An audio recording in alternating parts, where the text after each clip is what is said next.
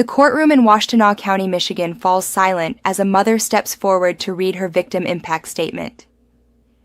Her hands shake as she holds the paper, tears streaming down her face as she speaks about her murdered son. But across the room, the killer does something that shocks everyone present. Danta Wright, the teen who admitted to murdering 18-year-old Jordan Klee, sat smiling and nearly laughing as his victim's family members read impact statements before the court. The 17-year-old killer doesn't just sit quietly. He grins. He chuckles. He stares directly at the grieving family like their pain is entertainment. Before we dive deeper, drop a comment and tell me where you're watching from around the world, because what happened next in this Ann Arbor courtroom will leave you speechless. Wright taunted the victim's family, saying, "I just wanted to tell y'all I'll be home soon. I'll be all right. I love my family." But this twisted display of arrogance started with a cold-blooded murder that happened on October 4th, 2016. A murder that began as a simple robbery and ended with an 18-year-old dying alone outside his home. This is Beyond Guilt, where we examine the cases that reveal the darkest corners of human nature. If you're new here, hit that subscribe button because we dive deep into cases that expose the truth behind the headlines.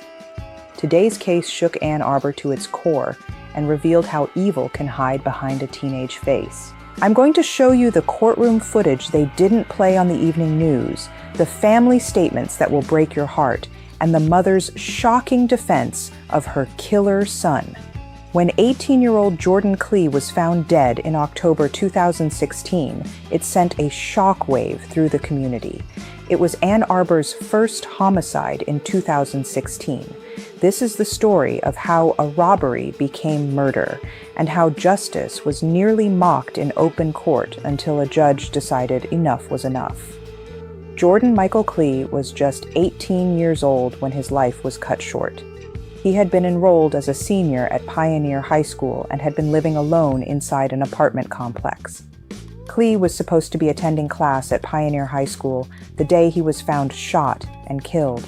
Friends and family described Jordan as a young man with his whole future ahead of him. His mother would later tell the court through tears that she had lost not just her son, but her dreams of having grandchildren. Jordan's cousin Courtney Klee would read from his mother's statement, "I've lost laughter and love. I no longer have the hope of having grandchildren." Jordan was living independently, working toward his high school graduation and building his adult life in Ann Arbor. He had no idea that on October 4th, 2016, his path would cross with 3 teenagers who had decided that his life was worth less than whatever was in his pockets. The apartment complex where Jordan lived was supposed to be safe. It was a place where young people could start their independent lives. But on that October day, it became the scene of Ann Arbor's first murder of the year, when 3 armed teenagers decided to target someone they saw as an easy victim. On October 4th, 2016, Jordan Klee started his day like any other. He should have been in class at Pioneer High School, but instead he was at home at his apartment complex. Meanwhile, Danta Wright and 2 other teenagers were planning something that would destroy multiple families forever. Wright later admitted that he and 2 other friends were trying to rob the 18-year-old at gunpoint.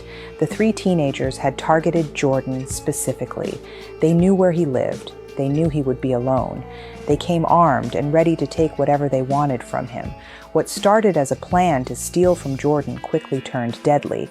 The robbery wasn't supposed to end in murder, but when you bring guns to threaten innocent people, violence becomes inevitable. Wright and his accomplices approached Jordan outside his home, demanding money and possessions at gunpoint.